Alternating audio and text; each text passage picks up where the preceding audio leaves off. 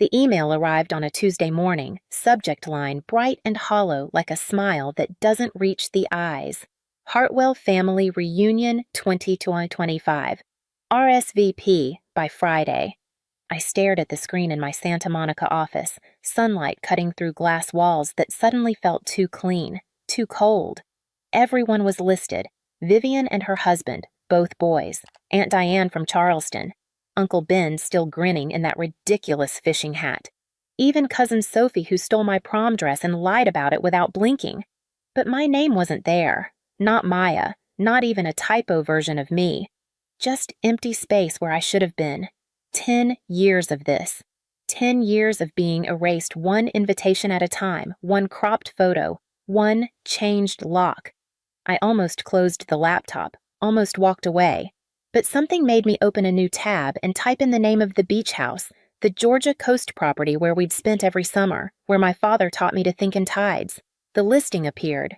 For sale. No warning, no family discussion. They were selling it. Quietly, like they sold me. Erasure doesn't announce itself. It creeps in soft and patient. A missed phone call here, a forgotten birthday there, a family photo posted without you standing in it. At first, I fought against it. I sent Christmas gifts that were never acknowledged, joined group texts until my messages stopped getting replies, flew home for Thanksgiving even when the ticket cost more than my rent that month. I showed up. I stayed quiet. I made myself useful the way youngest daughters are taught to do. But useful has an expiration date, especially when you're standing next to someone like Vivian. My sister was everything a Southern family wanted, warm and photogenic, loud in ways people called charming instead of obnoxious. She hosted baby showers with signature cocktails, designed matching t-shirts for reunions, once called me from a craft store just to ask my opinion on color schemes for the beach house table settings. Teal or coral, Maya? I told her I wasn't coming that year. She paused for exactly 2 seconds. That's fine, she said brightly. We'll save you a plate. No one did. When Dad had his stroke, I was the one who flew out alone. Vivian was too overwhelmed. Mom couldn't handle seeing him like that. So I sat in that hospital room by myself, reading Steinbeck aloud while he struggled to swallow applesauce. When he could finally speak again, his voice cracked with something that felt like relief. You came. 3 months later, I asked Mom about estate planning. Not because I wanted money, but because I needed to understand what would happen to the house, the accounts, the trust Dad had mentioned once over bourbon on the porch. She smiled in that tight way Southern women perfect by age 40. Vivian and I have it covered, sweetheart. Don't worry your pretty head. I stopped asking questions after that. The last time I tried to visit the beach house, the spare key wasn't under the mat anymore. Vivian said, they'd changed the locks after a break-in, but I'd never heard about any break-in and no one mentioned filing a police report. I started skipping holidays, sent cards that vanished into silence, stopped correcting them when they called me busy or distant in Facebook comments. One afternoon, Mom posted a throwback photo of Vivian and Dad sitting on the beach at sunset, golden light painting everything soft and perfect. I remembered that photo. I took it. I was standing right there just outside the frame. She'd cropped me out. That was the year I stopped pretending it was accidental. But I didn't disappear. I just started watching differently. Riley, my old neighbor who'd become a paralegal, still looped me in quietly. Screenshots, email threads I'd been deleted from, conversations that happened in group chats I could no longer see. They think you just drifted away, she told me once over wine, but you've been listening this whole time. I hadn't drifted. I'd been pushed, slowly, methodically, until I was supposed to believe I'd left on my own. They were good at it too, the kind of cruelty that doesn't leave bruises. No screaming matches, no dramatic confrontations. Just silence that expanded until it swallowed everything we used to be. I'd become the inconvenient daughter, the one who didn't fit the narrative Vivian had crafted for our family. She wanted matching linen outfits and synchronized social media posts. I wanted honesty. She wanted surface. I wanted depth. So they wrote me out, edited me from the story like a sentence that didn't serve the plot. And for a long time I let them. I built a life in California, climbed the corporate ladder, earned the corner office with the view. I proved I didn't need them. But proving you don't need something and actually not needing it are two very different things. On my desk sat a turquoise shell, the one Dad gave me when I was 9. "You think in tides, Maya," he'd said, brushing sand from its ridges. "Not waves. Tides come back stronger." I'd kept that shell through 6 moves, 3 promotions, and a decade of silence. And now, staring at that for sale listing, I finally understood what he meant. I didn't buy the house out of revenge. I bought it because I was tired of being a ghost in my own story. The listing had been live for 2 weeks, buried in a real estate newsletter I almost deleted. The house wasn't even listed under the Hartwell name anymore. Someone, probably Vivian, had moved it into an LLC, a clean corporate shell designed to make the sale look professional and detached. I knew that trick. I'd used it myself in business acquisitions. But this wasn't business. This was blood. I printed every document, called Riley that same night. She ran a title search in under 15 minutes and found something we hadn't expected, something that changed everything. Dad's trust had a fallback clause. If the estate fell into delinquency, missed tax filings, lapsed insurance, anything that suggested neglect or lack of proper disclosure, the secondary beneficiary had full claim to title reassignment. That secondary beneficiary was me. The taxes had lapsed. So had the insurance. It wasn't malicious. It was lazy. Arrogant. Vivian and Mom probably assumed the house could sit there half-maintained and half-loved until they decided what to do with it. But Dad had built a back door just in case, and he'd made sure I had the key. Riley's voice went quiet on the phone. "If you want it, Maya, it's yours. No fight. No lawyers. Just paperwork." I didn't answer right away. I sat there staring at that turquoise shell, the one Dad had handed me like it was sacred, and I heard his voice again. "Tides come back stronger." 2 days later, I contacted the listing agent. She didn't recognize my name at first, not until I said Hartwell. "Maya, Daniel's younger daughter." There was a pause.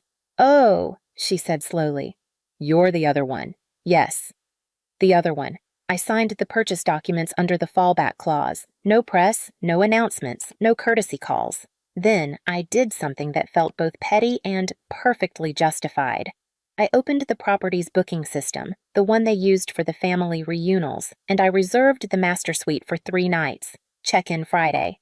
Guest name, Miss M. Hartwell. Under special requests, I typed, "Please place champagne on ice. Cotton sheets preferred. Full privacy required." When the confirmation email arrived, I didn't smile, didn't cry. I just sat very still in my office as the California sun set behind the skyline. They had erased my name from every invitation. I had just added it to the deed. I arrived early Friday afternoon, not to gloat, but to see the house again before they touched it. It looked smaller than I remembered, or maybe I'd just grown. The porch swing still hung crooked. The shutters needed paint. Someone had replaced the old lantern with a cheap solar fixture, but it still breathed the same way in the ocean wind, soft and patient like it had been waiting for me to come home. I didn't stay long, just long enough to make sure the champagne was chilling, the sheets were turned down, and my name was spelled correctly in the guest registry. Then I left, parked 2 streets over in a rented sedan, and I waited.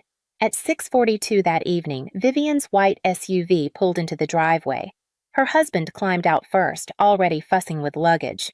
The boys tumbled out next, shoving each other and laughing. Vivian emerged last, sunglasses perched high like a crown, linen blazer crisp despite the humidity. Then came Mom in Uncle Ben's car, white on white resort wear, pearls at her throat, the uniform of a Southern woman preparing to be gracious. They moved toward the entrance with the easy confidence of people who'd never been told no. I watched them roll their suitcases up the steps, heard the bright chatter, the casual laughter. Then they reached the front desk and everything stopped. The young woman behind the counter, calm and apologetic, said the words like she was reading the weather. "I'm sorry, I don't see any of your names on the reservation. Are you with Miss Maya Hartwell's party?" Vivian blinked. "I'm sorry, whose party?" "Miss Maya Hartwell. She has the full reservation." The name landed like a stone in still water. Silence spread outward in rings. I stepped out of the car then, not for drama, just because it was time. My heels clicked across the tile as I walked inside, steady and certain. I didn't look at Vivian. I didn't need to. I can clarify, I said to the clerk. I'm Miss Hartwell. The deed finalized 2 weeks ago. Vivian turned, her face tight as a fist. You bought the house? Yes. Mom's voice came out soft, confused. But why would you do this, sweetheart? I looked at her, not angry, not cold, just finished, because I was never invited, but I was never gone. They left without a word, no shouting, no scene, just stiff shoulders and silence trailing behind them like smoke. I thought that would be the end of it. I was wrong. The next morning, a news van appeared outside the property. I saw it from the upstairs window, white with blue lettering, a reporter in a button-down shirt standing in front of a camera like he was breaking a scandal. I didn't open the door, didn't acknowledge him. But by noon, my phone was on fire. Texts, emails, a voicemail from a coworker I hadn't spoken to in 3 years. Is this true? Did you really use a legal loophole to steal your family's house while your dad was sick? The headline read, "Daughter uses trust clause to oust family from generational property." They made me sound like a predator in heels, cold and calculating. The article quoted a close family source who claimed my father had been in cognitive decline when he signed over his legacy, that I'd manipulated a dying man. No name was given, but I didn't need one. Vivian had always known how to weaponize sympathy. I sat with it for an hour, didn't type a response, didn't cry. Instead, I called Riley. Time, I said. She didn't ask for context. I'll send the file in 20 minutes. What arrived was meticulous, organized, devastating. Screenshots of text messages between Vivian and Mom. Don't worry, Clara's not coming again. She makes everything about herself. She's too busy proving something to care about family. Don't feel bad excluding her. She's used to it. There were audio files, too, one recorded on speakerphone during a lunch last summer. Vivian's voice sharp and clear as broken glass. Maya was always too fragile to survive in this family. Let her rot in that condo. We're better off without her drama. But the most important piece was a video I'd almost forgotten. 2 summers ago. Dad sitting on the back porch, legs wrapped in a blanket, holding a chipped coffee mug. I was beside him just outside the frame. His voice was soft but steady, every word deliberate. I want Maya to have this place. Vivian makes things loud. Maya makes things last. She's the only one who came after the fall, the only one who didn't ask for anything. Then he looked toward the camera and said it plainly. It's not about fairness.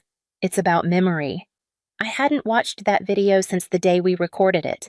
I'd saved it for a moment exactly like this. The next morning, I uploaded everything to a secure drive and sent the link to one reporter I trusted, someone who'd written about elder care abuse and inheritance conflict before. No captions, no commentary, just a message. This is the full story. Decide what matters. It didn't go viral. It didn't need to. By that afternoon, the original headline was pulled. The station issued a quiet correction buried in small print. My inbox slowed. The messages stopped. That night, Riley texted me 3 words. They're quiet now. Then a 4th. You ready? I looked out at the ocean, black and endless under the moon. Yes. The courthouse smelled like dust and old wood. I arrived early wearing a navy dress my grandmother once called steel-willed blue, carrying a folder tucked tight under my arm. Inside that folder was everything they didn't expect to surface. Vivian was already seated when I walked in, all white pantsuit and pressed lips, fingers tapping against her phone fast and nervous. Mom sat beside her, spine too straight, pearls trembling slightly with each breath. She glanced at me once, then quickly away. The clerk called the case. Hartwell versus Hartwell. Petition for injunction on disputed property filed under claim of undue influence. Their attorney stood first, young and slick, using words like intent and vulnerability and coercion. He called me estranged, pausing before the word to let it settle. I didn't flinch. When my turn came, I stood slowly. Your Honor, I'd like to submit video and audio evidence relevant to the trust and my father's clear intent. The judge nodded. The bailiff dimmed the lights. The video played. Dad wrapped in that blanket, his voice calm and certain. I want Maya to have this place. Vivian makes things loud. Maya makes things last. Then the audio. Vivian's voice cold and cutting. Let her rot in that condo. She was never part of this family. Silence followed. The judge leaned back, tapped his pen twice. This court finds no grounds for the petition. The evidence confirms clarity of mind and direct intention. He removed his glasses. Petition denied. Vivian stood, but didn't speak. Mom remained seated, eyes glassy but dry. I gathered my folder and walked out without looking back. On the courthouse steps, reporters waited. One microphone slipped forward, half a question hanging in the humid air. Do you have anything you'd like to say to your family? I paused just long enough to let the silence mean something. No, I said quietly. I already did. I just used quieter words. Then I kept walking. The house was silent when I returned. No suitcases cluttering the porch. No voices bouncing off the walls. Just the hum of the ocean and the faint rattle of wind through the loose shutters. Inside, it looked the same but lighter, like something heavy had been drained from the rooms. Noise, maybe. Or denial. I didn't touch anything at first. I walked through slowly, ran my hand along the wood grain of the banister, smoothed the corner of the hallway rug, let the silence tell me what had stayed and what had left. In the office, the room that used to be Dad's and then Grandma's, I opened the bottom drawer of the old desk. Inside was the wind chime we'd made together when I was 9, seashells strung on fishing line, blue thread frayed and knots coming loose. My childhood handwriting was still faint on one of the larger shells. MMW. I sat on the floor, cross-legged like a child, and began untangling it. I didn't fix it to make it pretty. I fixed it because some things don't need to be perfect to still matter. When Riley arrived, she brought wine and paper towels. You didn't think I'd let you claim victory without cleaning windows, did you? We worked in silence, 2 women scrubbing away more than dust.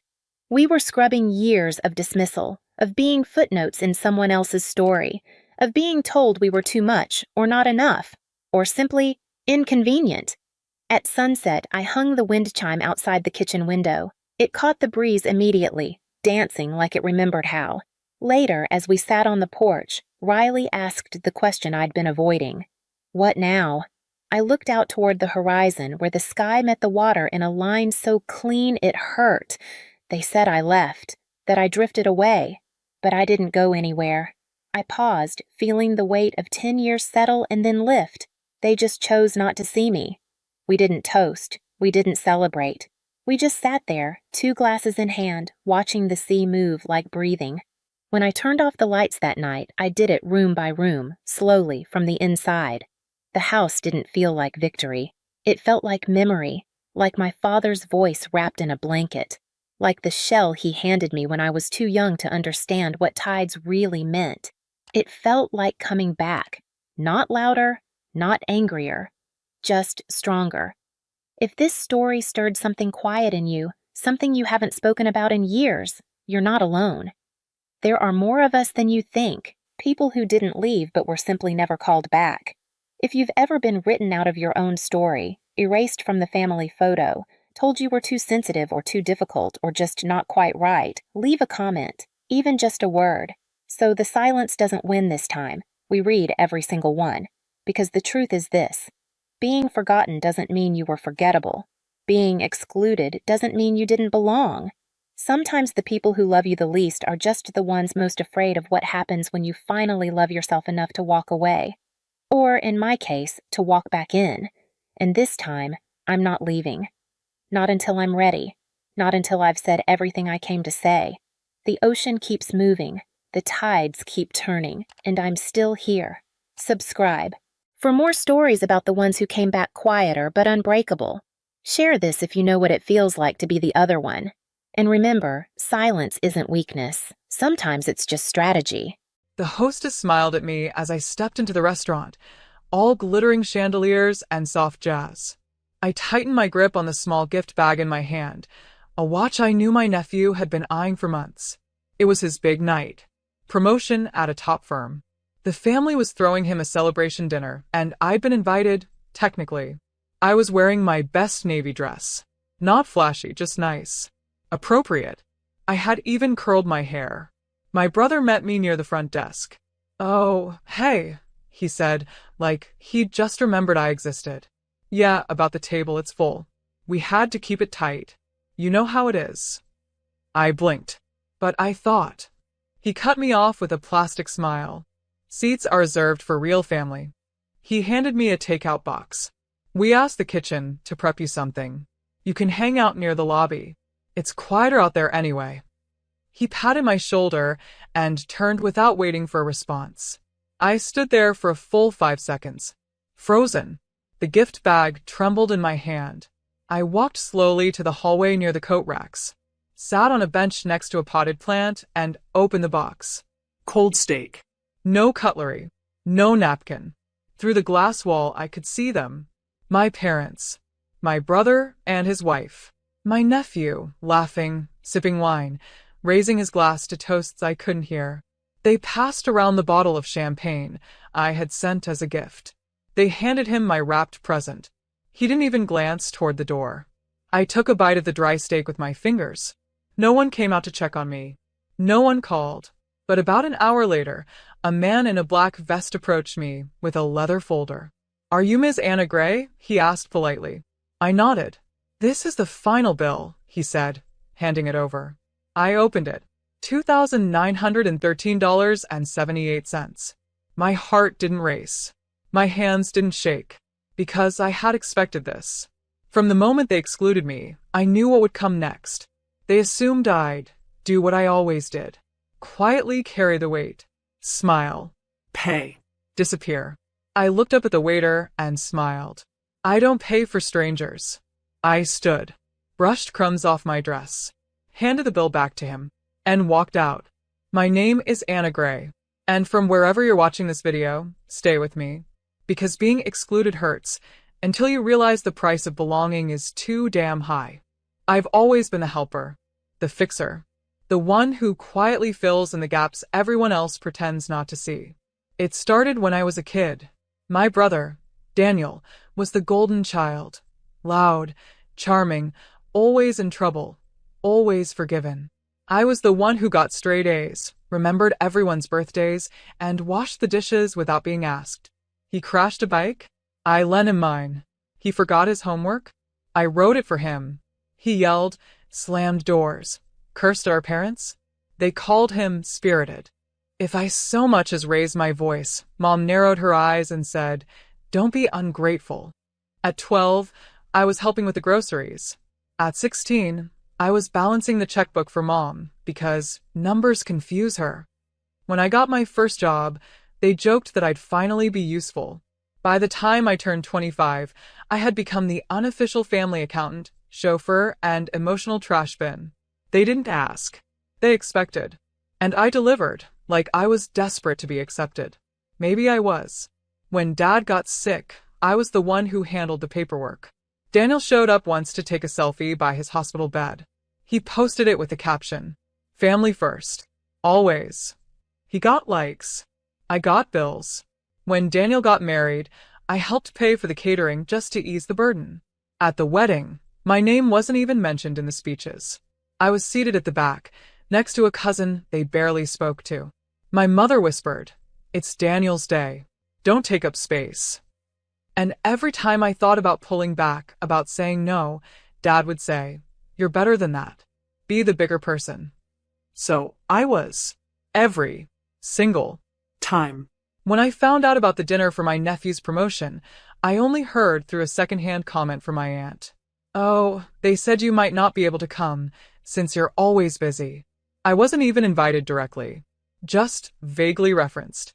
And yet I still bought a card, still ordered an expensive bottle of champagne, still cleared my schedule and showed up, hoping this time might be different. I should have known, because they didn't forget me. They remembered me perfectly, just not as a sister or an aunt. I was the one who pays, the one who doesn't complain, the one who picks up what they drop. It took me 33 years to see it clearly. I wasn't the family member they cherished.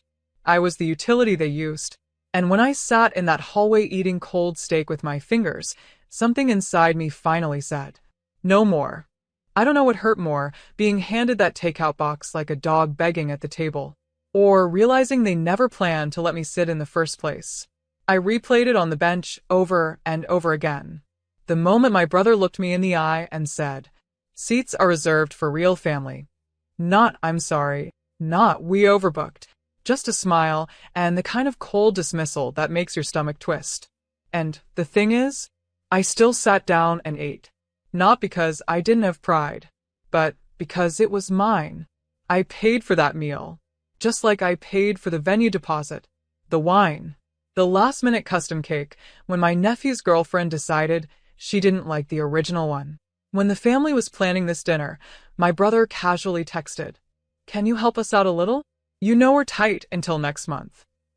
A little turned into $500 for the reservation, then $900 for the catering minimum, then an extra $300 when they decided to upgrade the champagne. He didn't say thank you. No one did. The most I got was, "You're good with money, Anna. You always save the day." Funny how the person who saves the day never gets invited to enjoy it. When I showed up at the restaurant, I wasn't expecting fanfare, but I was expecting a chair. Instead, I got a box and a bench. Through the frosted glass divider, I watched them cling glasses. My mother beamed at my nephew like he'd cured cancer. My father raised a toast to legacy, to family. They used those words like confetti. Pretty, empty, discarded. At one point, I saw them pass around the bottle I brought. They laughed harder with each pour. And when they opened my gift, yes, the one I handpicked and wrapped, they acted like it was from them. My name wasn't mentioned. Not once. They used my money, my effort, my presence, and erased me. It would have been easy to cry, but I didn't. Because somewhere between the first bite of cold steak and the sound of my own heartbeat in that silent hallway, something inside me clicked. Not anger. Not even sadness. Clarity. They hadn't just excluded me. They expected me to still pick up the tab. They assumed that no matter how invisible they made me feel, I would still pay to belong. But this time, I was done being generous to people who couldn't even make space for me at a table I paid for. The thing about being the one who always pays is, people stop seeing you as a person. You become a card swipe, a background act, a resource. But I'd learned something over the years, buried deep between the guilt trips and gaslighting. Power doesn't always shout. Sometimes it signs paperwork quietly. 3 weeks before the dinner, when my brother texted asking for a little help, I said sure. But I made a private call to the restaurant myself. The reservation? I put it under my name. The card on file? Mine. But I also gave them very specific instructions. Charge only the items ordered under my name. Do not include other tables, even if the group insists. And at the end of the night, please bring the final bill to me. The manager paused. Are you sure? I smiled, though he couldn't see it. Very. It wasn't revenge, not yet. It was preparation. Because I knew them. I knew the family that used real family as a weapon. I knew they'd seat me outside like an afterthought, but still expect me to pick up the cost of their feast. They always did. So I let them. I let them plan the party. I let them drink the champagne I paid for. I let them order appetizers, main courses, bottles of wine, and a cake with gold leaf frosting, all while pretending I didn't exist. They wanted me invisible? Fine. But they forgot that invisible doesn't mean powerless. They assumed I was just the same Anna I'd always been. What they didn't know was, I had learned. From the weddings I funded, but wasn't photographed in. From the hospital bills I paid when no one called to say thank you. From the family vacations I helped cover, only to be seated next to the luggage. I had learned how to smile while they used me. And now I had learned how to stop. So when I walked into that restaurant with a box of receipts in my purse and a plan already rolling, I wasn't walking in as the doormat. I was walking in as the one person in the building who knew what was coming, and they wouldn't see it until the end. When the plates were empty, the glasses drained, and the check landed not in front of them, but in my hands. Only this time I wouldn't be signing it. The dinner was winding down. Through the frosted glass, I could see them laughing. My brother leaning back in his chair like he owned the place, my nephew clinking glasses with his girlfriend, my parents nodding with pride like they'd all built something noble together. They didn't even glance at the hallway where I sat. But the waiter did. He walked toward me with that calm, polite professionalism that fine dining staff carry like armor. In his hand was the black leather bill folder, thick with itemized damage. He cleared his throat. "Ms. Gray?" I looked up. "Yes." He handed it to me. As requested. $2,913.78. My brother appeared seconds later, all swagger and assumption. "Hey, there you are. They brought the check to the wrong spot, but you've got it, right?" His voice was smug, casual, like he was talking to an assistant, not the sister he'd just banished to the hallway. I closed the bill folder slowly, looked up at him, and smiled. "No," I said. Calm. Clear. "I don't." He blinked. What? "I don't got it," I repeated. "I don't pay for strangers." The words didn't hit at first, but then I saw it, the shift in his face. Confusion to shock. Behind him, my mother stood from her chair. My father turned around. "Anna," my mom said sharply, stepping closer. "What is this?" I handed the folder back to the waiter. "I've paid for nothing on that bill. My instructions were clear." She scoffed. "You always pay." "Exactly," I said. "Always. And I'm done." My brother laughed nervously, trying to play it off. "Come on, don't make a scene." "Oh, no scene," I said, standing. "Just a receipt. One that doesn't belong to me anymore." They were still frozen in place when I walked toward the door. "Anna, wait," my dad finally called out. "We don't have our cards." I turned once.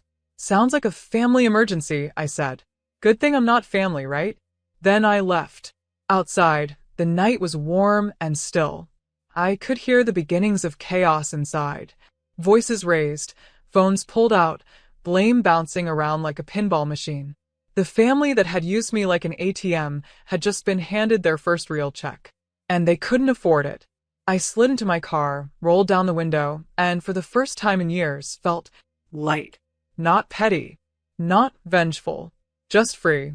Because it wasn't about the money. It was about finally saying no to the people who only valued me for what I could give. They gave me a takeout box and a cold hallway. I gave them the bill. Fair, if you ask me. It took less than 10 minutes for the spiral to begin. According to a cousin who messaged me the next morning, the waiter had politely returned to their table and said, "The guest of record has declined the bill. Will someone else be covering the total tonight?" There was a pause, then panic. My brother blustered first. "There must be some mistake. My sister always handles this." The waiter stood firm. She requested to be excluded from the final tab and confirmed it in writing 3 weeks ago. My mother hissed, "She's bluffing. She wouldn't humiliate us like this." But I had. And I wasn't bluffing. They all froze, realizing no one brought a wallet. Why would they? When Anna pays. My nephew's girlfriend awkwardly pulled out her phone. I can Venmo my dad." Guests began whispering. Some quietly excused themselves, murmuring about babysitters, early mornings, and "I think I left something in the car." Others stayed and watched, like it was dinner theater. The manager stepped in. "Unfortunately, someone must provide a payment method. The reservation is under Ms. Gray, but she is not liable for charges not authorized by her." My brother was red-faced. "You know how much we've given her over the years?" A woman at another table muttered, "Didn't she pay for your wedding?" And just like that, the dominoes fell. My mother pulled out her phone and began dialing, hands shaking. My dad just sat there, quiet as usual, looking like he was finally realizing the silence he used to escape conflict had let the foundation rot. In the end, they split the bill across 4 different cards. The restaurant manager made them calculate it tableside. No grace. No excuses. They left no tip. And no dignity.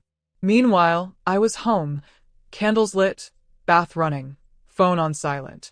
When I finally turned it back on the next morning, There were 7 missed calls from my mother, 2 voicemails from my brother, and a text from my father that simply read, "You didn't have to do that." I stared at it. Then laughed. Because yes, I did. I had to do that. Because no matter how much I paid, how much I gave, how small I made myself to fit into a space they never offered, I was never going to be seen, never going to be respected, never going to be more than the wallet in the hallway. So I stopped trying. And as they sat stewing in their own entitlement, desperate to explain what happened without admitting why, I had already moved on. They threw me out of the celebration. I handed them the cost. And for the first time in my life, I didn't feel guilty. The thing about cutting people off, especially family, is that it doesn't happen all at once. It starts in pieces. A conversation you don't return. A group chat you silently leave. An event you hear about but don't attend. After the dinner debacle, I didn't send a dramatic message. I didn't explain or defend. I simply withdrew. No more birthday cards. No more, "Can you just help us this once?" No more transfers labeled emergency from people who were never in mine. And the silence that followed? It wasn't punishment. It was peace. I paid off my credit cards. All of them. The money I would have spent on their dinners, gifts, and guilt-fueled obligations, I used it to renovate my small kitchen. I bought myself a new car, one that didn't shake every time I braked. I joined a local business group and eventually launched something that had lived in the back of my mind for years. A mentorship platform for women learning to say no. It was called Boundary Bank, protecting your energy and your earnings. Every week, I'd get emails from women who sounded just like me. Tired. Drained. Holding 100 broken relationships together with their own wallet and willpower. One woman wrote, "I've paid rent for my sister for 4 years. I can't say no. She says it's just what family does." I replied with a single sentence. Family that drains you isn't family, it's a debt. We had hundreds of sign-ups within 3 months. Apparently, I wasn't the only one who had been paying for inclusion. Then one day, I received a message from my cousin Leah. She had always been quiet at family events, but she'd seen everything. Her message simply said, "What you did. Legendary." It made me question everyone I've been letting eat off my plate. I smiled, not out of pride, but relief. I hadn't burned a bridge. I had walked off a pier they never let me stand on in the first place. And without that weight, I could finally build something real. I didn't miss the forced phone calls. I didn't miss pretending to laugh at jokes that cut too close. I didn't miss being the hero in a story where no one even knew my name. I only missed one thing. Myself.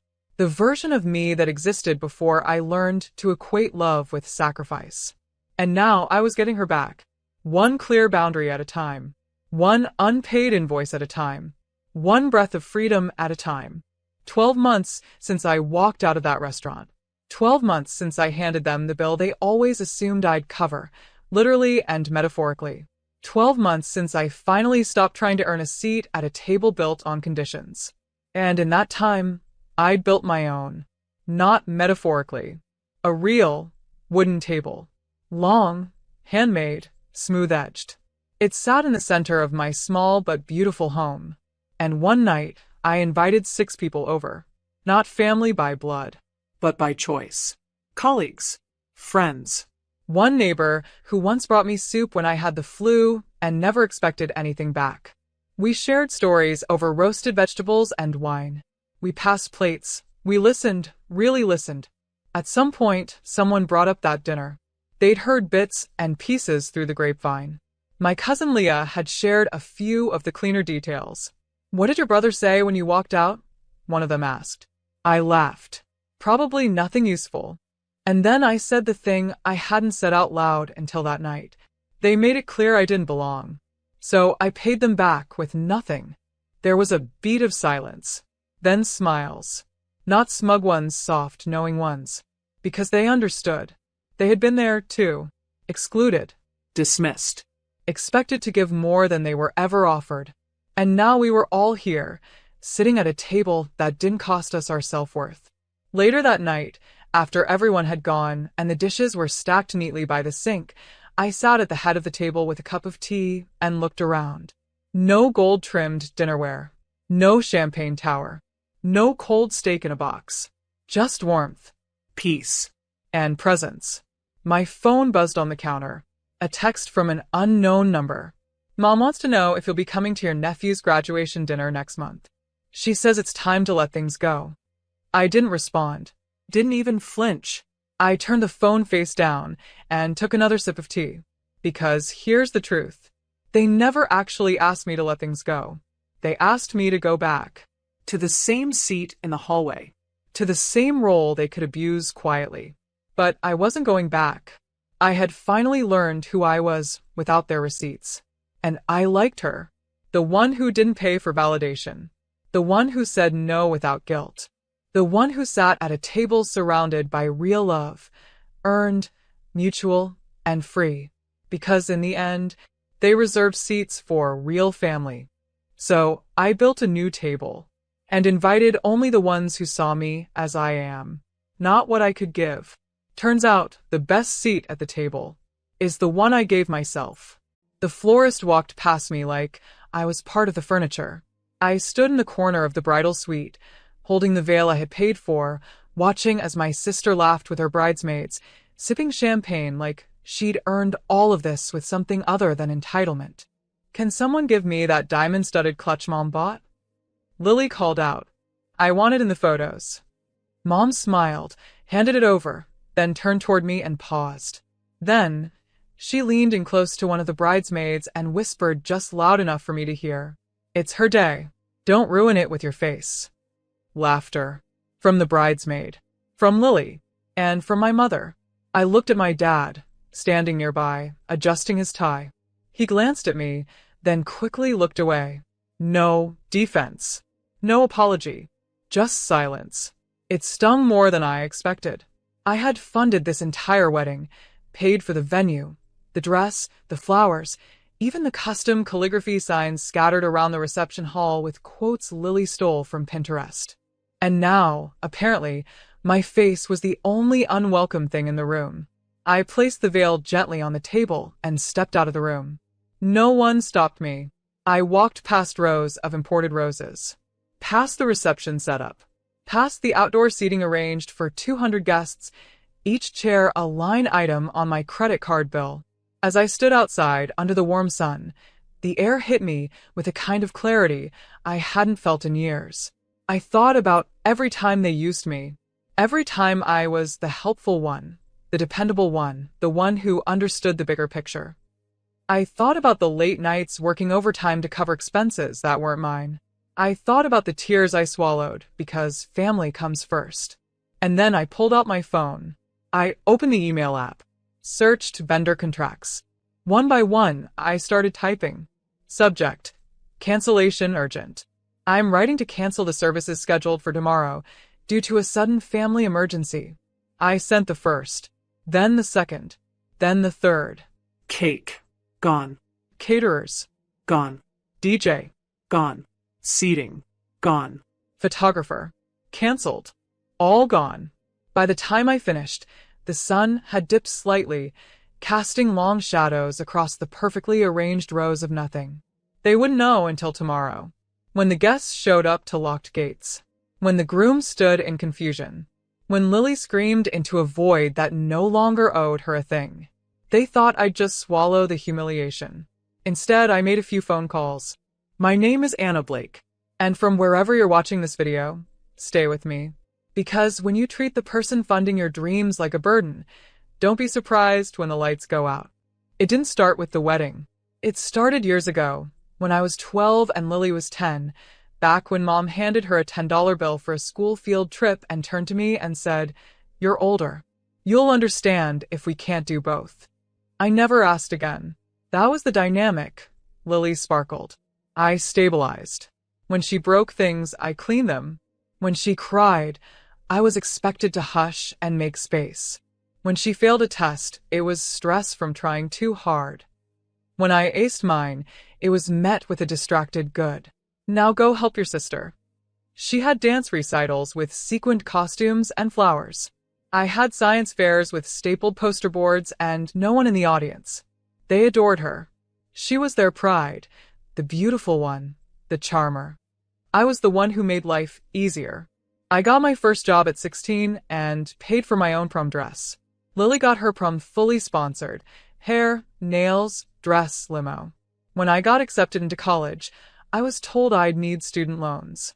When Lily failed out of her first semester, Dad co-signed her a second chance at a private school. By 25, I was managing 2 jobs and renting a 1-bedroom apartment. Lily was still at home, figuring things out, spending weekends getting drunk and scrolling bridal Pinterest boards. So when she got engaged, I should have known. They invited me over for dinner. Not to celebrate, but to present the pitch. Just a little help, Mom said sweetly. We don't want her to feel stressed about money during her big moment. Lily didn't even look at me when she added, "You're good at money stuff anyway." I should have said no. I should have reminded them that I was still paying off student debt. But then Dad said the line that always got me. "Come on, Anna. You've always been the one we can count on." And just like that, I became the bank. I wrote the checks. I filled the spreadsheets. I called vendors. Paid deposits. Rented decor Lily never said thank you for. But something in me kept whispering, maybe this time, they'll see what you're worth. Maybe this is the moment you finally earn a seat at the table. They never even saved me a seat at the rehearsal dinner. So when they insulted me in the bridal suite, when my own mother said, "Don't ruin it with your face," I realized something. It wasn't just disrespect. It was recognition. They saw me for what I was to them. Not a daughter. Not a sister. Just a wallet with legs. And I was done being their silent investor. The days leading up to the wedding felt like a slow public execution. Except I wasn't the bride. I was the invisible benefactor. Every group text, every email, every decision about the wedding excluded me, except when it came to paying. The dress? "Anna, can you transfer $2,400 to the boutique today?" The custom floral arch? "Lily says this one's perfect. Can you book it by Friday?" The menu tasting? I wasn't even invited. And every time I offered an opinion on table settings, guest list, even the song she'd walk down the aisle to, I was shut down. "That's not really your role," Mom said once. "What do you know about weddings?" Lily snapped another time. Dad? Silent like always. The rehearsal dinner was the final insult in a long string of cuts. I arrived 15 minutes early, dressed nicely but modestly, with a small gift for Lily and her fiancé. I wasn't looking to be praised, just included. The hostess checked her list. "Anna Blake? Oh, you're not on the seating chart. Not on the list."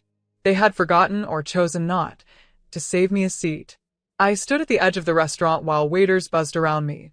Guests hugged and took selfies, and my sister laughed at a table full of glittering glasses and smiling faces. Mom finally noticed me, frowned, and said, "Well, you can sit at the back. We weren't sure if you were actually coming." Coming? I paid for the whole damn dinner. I sat next to the DJ's speaker, chewing dry bread and watching them celebrate like royalty. After dessert, I stood up, took a deep breath, and raised a glass. Could I say something? Lily's face fell. Mom looked like she'd bitten into a lemon. Still, I smiled. I just wanted to say. Lily cut in, laughing. "Oh no. Is this the part where she makes it about herself?" The table roared with laughter. Even Dad chuckled. And that's when something in me, something small and quiet, snapped like a thread pulled too tight for too long. I lowered the glass and nodded. "You're right." Then I walked out. No one followed. No one called. The next day, I sent one final transfer to the venue to cover the balance. Then I logged into the vendor portal, logged out every planner, every parent, every name that had dismissed me. This parade of humiliation they'd paraded me through, it was almost over. I wasn't going to scream. I wasn't going to fight. But I was going to end it. They thought I was sulking. After I walked out of the rehearsal dinner, no one reached out. No apology. No text. Not even a guilt-laced voicemail. I imagine they thought I'd come back quietly, like always. That I'd show up to the ceremony in something understated, hand over another check, and smile in the background of 100 photos I didn't belong in. They forgot what happens when the one holding the strings decides to let go. The next morning, I woke up early. calm, precise. I opened my laptop and pulled up the folder labeled Lily's Wedding, Master Contracts. Everything was there. Every deposit I'd made. Every service I'd secured. Every vendor I'd negotiated with while they drank mimosas and called me reliable. I started with the caterer. Subject line: urgent, family emergency cancellation. Refund requested. Service canceled. Then the florist. The DJ. The rental company for the chairs and tables. The decor team. The photographer. The lighting crew. Each cancellation carefully worded, every refund redirected to my personal account. Most offered partial returns. A few were non-refundable. I didn't care. I wasn't doing it for the money. I was doing it for the girl who sat at every birthday party alone while her sister blew out the candles. For the woman who paid for everything but wasn't allowed a seat at the table. For the silence my dad offered as loyalty. For the cruelty my mom wrapped in smiles. Each email I sent felt like lifting a weight off my chest. And the best part? None of them knew. They were too busy rehearsing poses and picking champagne flutes. Mom posted a selfie with Lily that afternoon. My beautiful baby girl. Tomorrow is your day, ring crown. She was right. It would be Lily's day. Just not the one she was expecting. By late afternoon, I had contacted the venue. It was under my name. Fully paid. I told them the event was no longer authorized to proceed. Do you want to notify the client? The manager asked. I smiled. No. Let them find out like I found out everything else. Too late to change it. Then I logged out of every account. Deleted the shared wedding calendar. Removed myself from the group chat titled Queen Lily's Big Day 2 Hearts. They wanted me silent. Invisible. They didn't know that silence could move like a blade. They didn't know that invisibility is what makes the best revenge undetectable until it's too late. The morning of the wedding arrived with the kind of sunshine people write poems about. I imagine Lily woke up feeling like royalty, hair wrapped, makeup booked, dress steamed and waiting. Maybe she even made a post. Can't believe I'm marrying my soulmate today, smiling face with heart eyes ring hashtag bride vibes only. Meanwhile, I sipped coffee on my balcony 2 towns over. Calm. Not bitter. Not angry. Just done. The ceremony was scheduled for 4 p.m. sharp at a rustic vineyard venue, one with vintage doors, an ivy-covered gazebo, and delicate gold chairs arranged like something out of a bridal magazine. Except when the guests arrived, the gates were locked. No flowers. No music. No champagne. No sign of life. Just silence. Cars lined up. Confusion spread like a fog. People checked invitation times, peeked through the iron fence, and tried calling anyone who would answer. Lily's best friend posted a story on Instagram. Is this a prank or? At 3:40 p.m., the photographer texted Lily saying, Hey, I got a cancellation notice yesterday. Was that legit? Lily laughed it off until she couldn't. By 4:15, panic set in. Lily showed up in full gown, clutching her bouquet like a weapon. She screamed at the gates. Mom tried calling the venue. The voicemail said the reservation had been canceled due to unforeseen family emergency. Dad just stood there, blinking, finally realizing that silence doesn't fix everything. Then someone said, Wait, wasn't Anna the one who booked everything? A few guests turned to look at Mom, then at Lily, then at the empty parking lot where the catering van should have been. Phones started ringing. Whispered conversations broke out. Was this intentional? Who was handling the logistics? I thought she paid for all of it. Lily called me 6 times. I let it ring. Then came the text. What did you do? You ruined my wedding. You psycho. I muted her. They weren't locked out of a wedding. They were locked out of the fantasy they'd built on my back. And now they were face to face with reality. One I had quietly dismantled with nothing more than truth and timing. At 6:23 p.m., my phone lit up again. A new message from Mom. We gave you everything. You owe us. You went too far. I read it. Then I deleted it. Because here's what they never understood. You don't get to spit on the hand that builds your kingdom and still expect the crown. They never noticed the person holding the strings. Until she let go. They scrambled. But it was already too late. You can't throw a royal wedding without food, music, or chairs. Some guests waited, expecting a miracle. Others left after an hour, confused and gossiping. A few whispered, "I heard her sister was paying for everything. And wasn't there drama at the rehearsal dinner?" By 7 p.m., the story had spread, not just among guests, but through our extended family. Cousins were texting each other screenshots.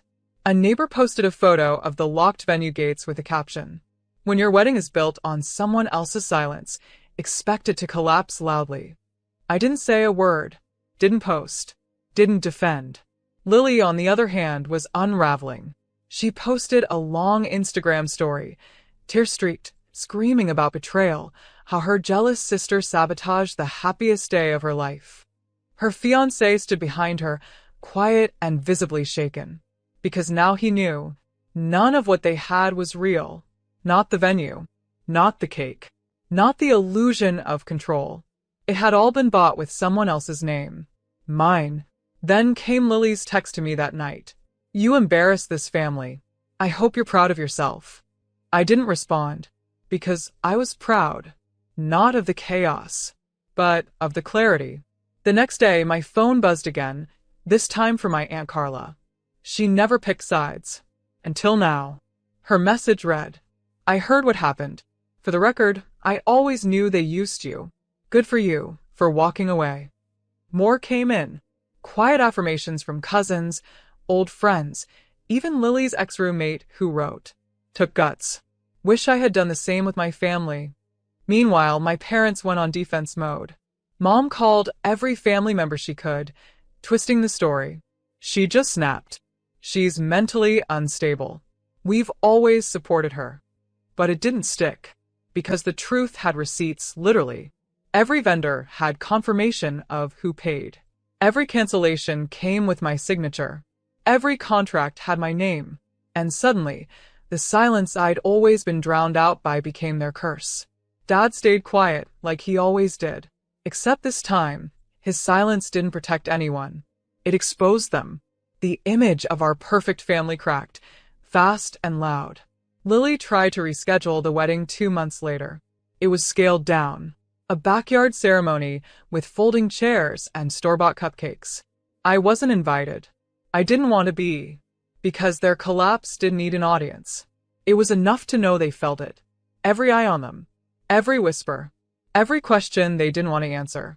And I never had to raise my voice. Peace is loud in its own way.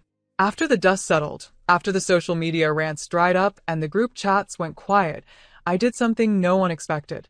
I lived. Not out of spite, not to prove anything, just because it was finally time. I moved out of the apartment I had been clinging to like an obligation. Found a sunlit place near the water. Quiet, simple, and entirely mine. Claire, my cat, took exactly 1 day to claim the windowsill as her throne. I started therapy, not because I was broken, but because I wanted to stop mistaking survival for strength. The first few sessions hurt like hell. Unpacking years of being the reliable one, the good daughter, the bank with a beating heart. But over time, I found myself sitting taller, breathing easier, laughing. I had never realized how much space guilt took up in my body until I let it go. And for the first time in years, I had money. Not because I earned more, but because I wasn't bleeding it into people who mistook my kindness for a resource. I traveled. I took a cooking class in Barcelona, learned how to make pasta from scratch in a village outside Florence. I danced with strangers, sat in cafes alone without feeling lonely. One night, in Lisbon, I met a man. No grand sparks, no declarations, just calm energy and eyes that saw me, not what I could give. He asked what I did for a living.